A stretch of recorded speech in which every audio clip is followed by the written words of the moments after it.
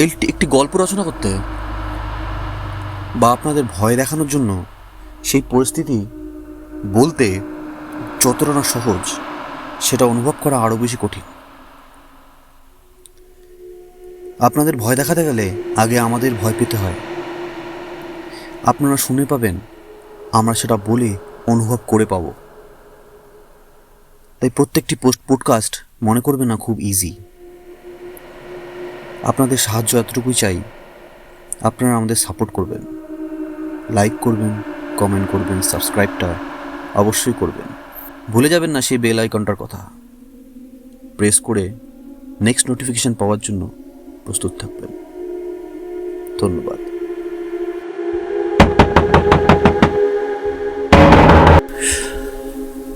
আগের দিন আমরা আলোচনা করেছিলাম যে কি হয়েছিল এই মর্গের প্রহরীর সাথে। আগের দিন বলতে আজ দুপুর 2টায় আমরা আলোচনা করেছিলাম যে কি এই মর্গের প্রহরী আর মর্গ জিনিসটা কি। অনেকে মর্গ ভাবছে যেখানে মৃত মানুষদেরকে স্টোর করে রাখা হয়, বাট এই ক্ষেত্রে মর্গ বলতে একটি শহরকে বোঝানো হয়েছে যেটি জীবন্ত। আগের দিন যখনই আমরা দেখেছিলাম তিলোত্তমা নিখোঁজ হয়ে গেছে, তখনই আমরা বুঝেছিলাম যে এই প্রহরীর পার্ট 2 আসতে চলেছে। কিন্তু আকস্মিকভাবে এই পার্ট 2টেই এই গল্পের শেষ। সত্যি কথা বলতে এই গল্পটাকে আর বেশি বাড়ানোর কোনো উদ্দেশ্য পেলাম না। তবে যদি আপনারা বলেন যে গল্পটি আরও পার্ট বেরোনো উচিত, যদি আপনাদের ভালো লাগে, তাহলে আমাকে কমেন্ট করবেন। সেক্ষেত্রে আমি আরেকটু লিখে দেব, এটাকে আর একটু ভয়াবহ করার চেষ্টা করব। তো এক্ষেত্রে আমরা দেখতে পাচ্ছি যে আজকে এই পার্টটির এন্ডিং হবে।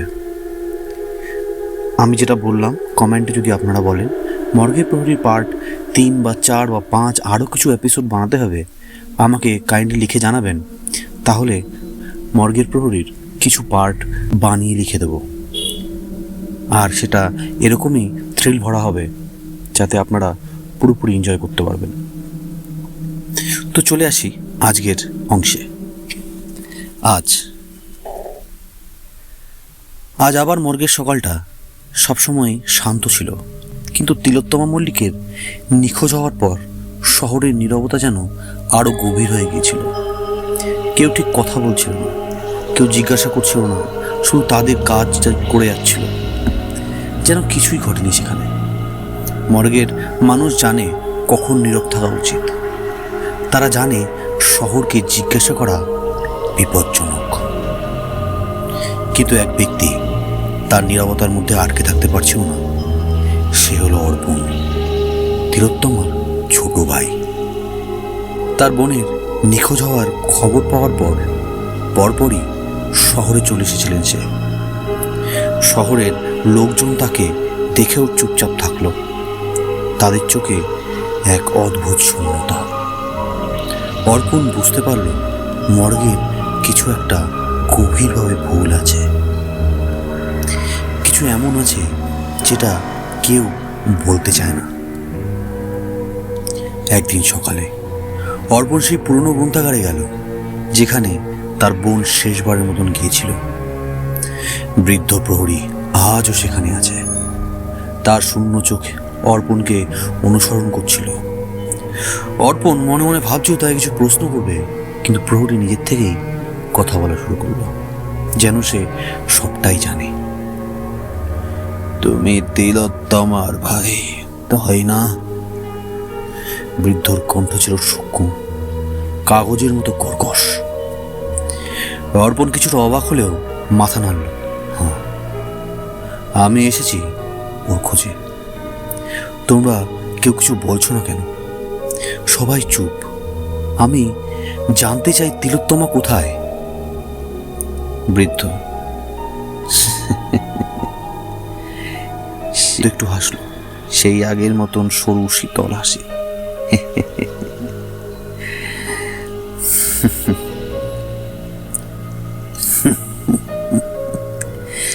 মর্গ তাকে নিয়ে গেছে।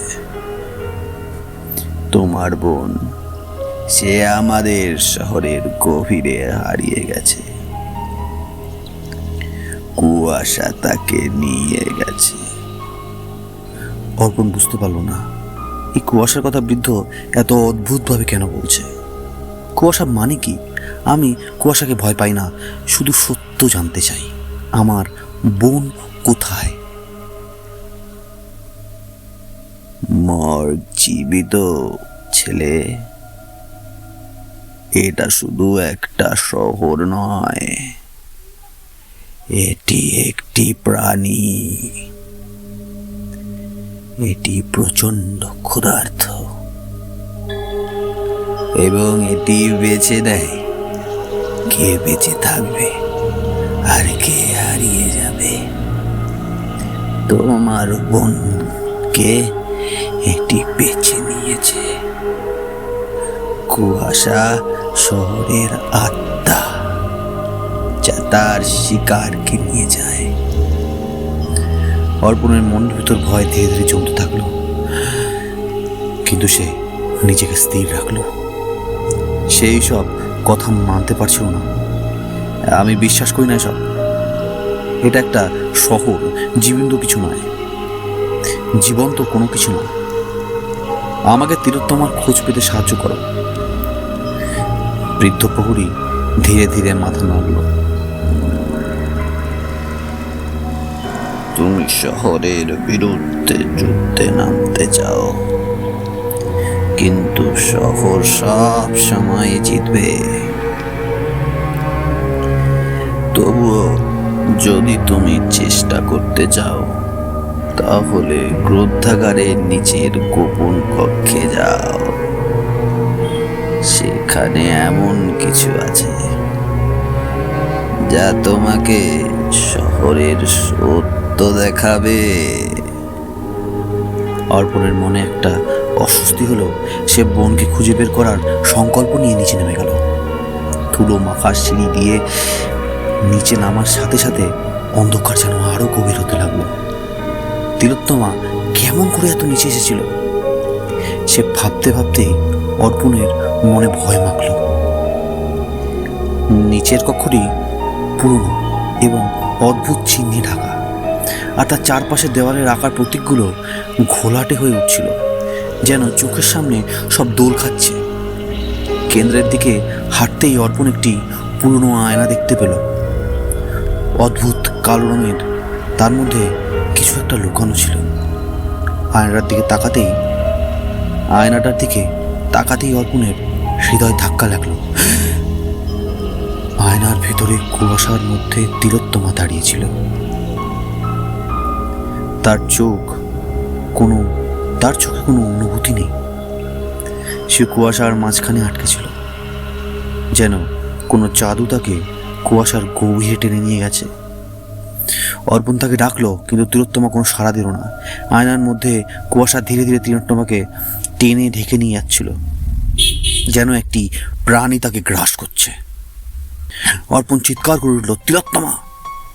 কিন্তু তার বোন কোনো সাড়া দিল না। কুয়াশা ধীরে ধীরে আয়নার চারপাশ থেকে বেরিয়ে এসে কক্ষে ছড়িয়ে পড়তে শুরু করলো। অর্পণ আতঙ্কে পিছু হাঁটতে থাকলো। তার শরীর বরফের মতো শীতল হয়ে উঠেছিল। মনে হচ্ছিল কুয়াশা তাকে টেনে নিয়ে যাচ্ছে। ঠিক তখনই বৃদ্ধ প্রহরীর কণ্ঠ শুনতে পেল, দূর থেকে আসা একটি ফিসফিসানি, যে চারপাশের প্রতিধ্বনি করছিল।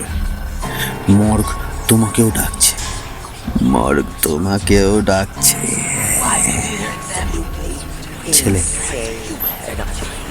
মর্গ তোমাকেও ডাকছে ছেলে। তুমি পালাতে পারবে না, কেউ পারে না। কুয়াশা ঘন হয়ে আসছিল এবং অর্পণ বুঝতে পারছিল তার সময় দ্রুত ফুরিয়ে আসছে। সে দৌড়াতে শুরু করলো গ্রন্থাগারের দিকে। পেছনে না তাকিয়ে উঠতে লাগলো, কিন্তু কুয়াশা তার পিছু নিচ্ছিল, যেন প্রতিটি শ্বাসের সাথে আরো কাছে আসছিল কুয়াশাগুলো। অন্ধকারের ভিতর দিয়ে দৌড়িয়ে শেষমেশ সে গ্রন্থাগারের দরজায় পৌঁছালো। বাইরে আসতেই কুয়াশা থেমে গেল। মনে হচ্ছিল মর্গ তাকে এখনই পুরোপুরি নিয়ে যেতে চাইছে না। অর্পণ জানতো এটা শেষ নয়। মর্গ তার বোনকে নিয়েছে এবং হয়তো একদিন তাকেও নেবে, কিন্তু সে হার মানতে প্রস্তুত নয়। তিলোত্তমাকে খুঁজে বের করার জন্য সে তার জীবনের শেষ পর্যন্ত লড়বে। যতদিন মর্গ তাকে পুরোপুরি গ্রাস না করে।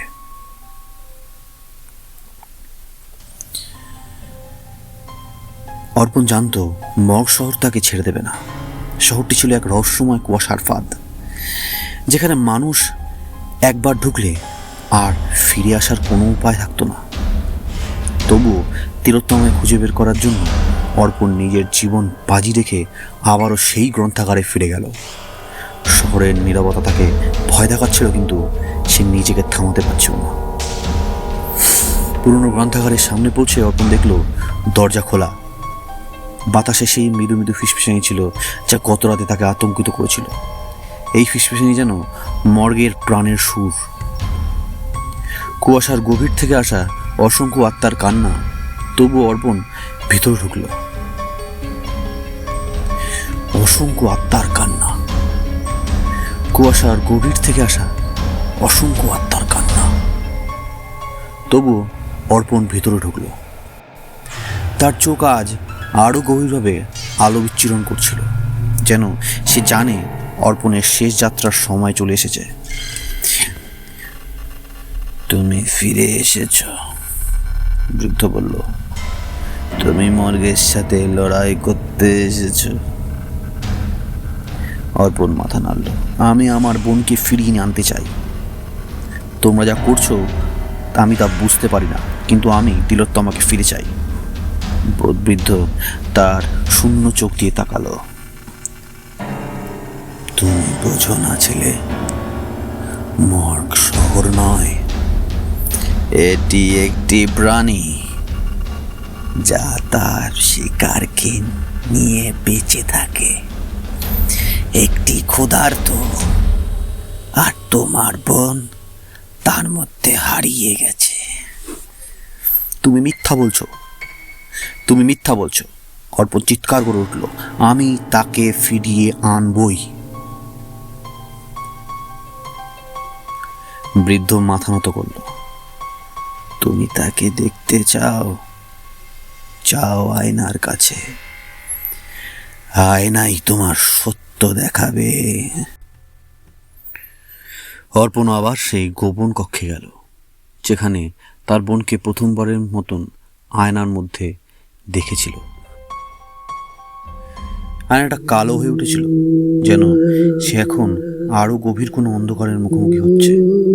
ধীরে ধীরে অর্পণ আয়নার দিকে এগিয়ে এলো। তার ভেতরে আবারও কুয়াশা জমা শুরু করলো, কিন্তু এবার কুয়াশার মধ্যে সে শুধুমাত্র তিলোত্তমাকে নয়, আরো কিছু দেখতে পেল। কুয়াশার মধ্যে অসংখ্য আত্মা বন্দী ছিল।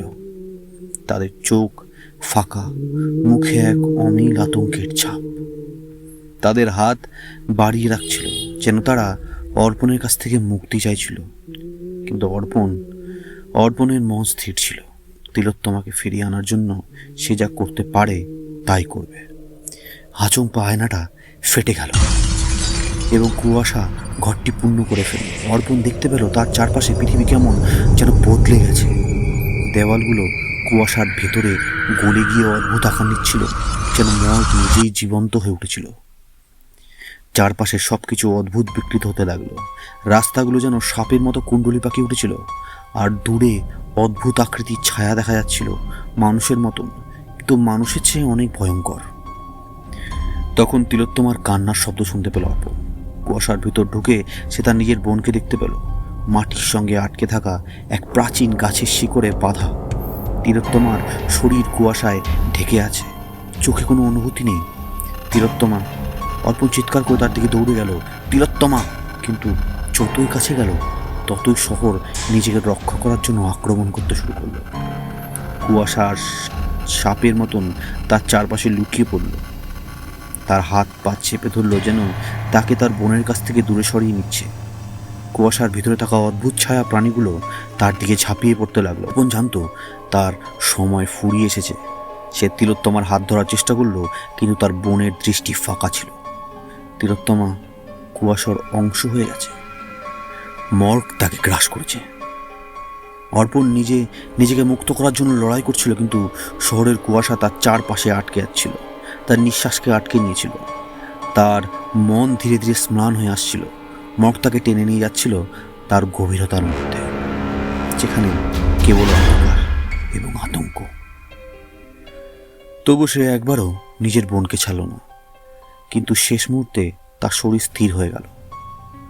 মর্গ তাকে গ্রহণ করেছিল। শেষ দৃশ্য। শহরের রাস্তা আবারও নীরব হয়ে গেল। কুয়াশা ধীরে ধীরে সরে গেল এবং গ্রন্থাগারটি আবার বন্ধ হয়ে গেল। শহরের মানুষ জানতো আবারও একজন চলে গেছে, অন্য আরেকজন হারিয়ে গেছে মর্গের অতুল গভীরে। কেউ প্রশ্ন করে, কেউ কৌতূহলী হয়নি, কারণ তারা জানে মর্গের এটাই নিয়ম। বৃদ্ধ প্রহরী গ্রন্থাগারের ভিতরে দাঁড়িয়েছিল, তার শূন্য চোখে আবার সেই একই শান্ত হাসি। শহর নতুন শিকার পেয়েছে এবং আরো অনেকে পাবে, কারণ মর্গ কখনো থামবে না, তার ক্ষুধা কখনো মেটানো যাবে না। অর্পণা তিলোত্তমার মর্গের গভীরে হারিয়ে গেছে। তাদের গল্প শহরের অংশ হয়ে গেছে। মর্গ অপেক্ষায় আছে তার নতুন শিকার পেতে, কারণ মর্গ জীবিত আর তার শিকাররা চিরকাল তার ভিতরে বন্দি থাকবে। শেষ। যদি গল্পটা ভালো লেগে থাকে দয়া করে লাইক, কমেন্ট, সাবস্ক্রাইব, শেয়ার করে আমাদের বাড়িতে করুন। আপনাদের প্রত্যেকটি সাপোর্ট আমাদেরকে আরও ভালো মতন গল্প রচনা করতে এনার্জি প্রদান করবে। Thank you very much. পরের দিন দেখা হচ্ছে নতুন গল্পের সাথে। সাসপেন্স থাকবে, থাকতেই হবে।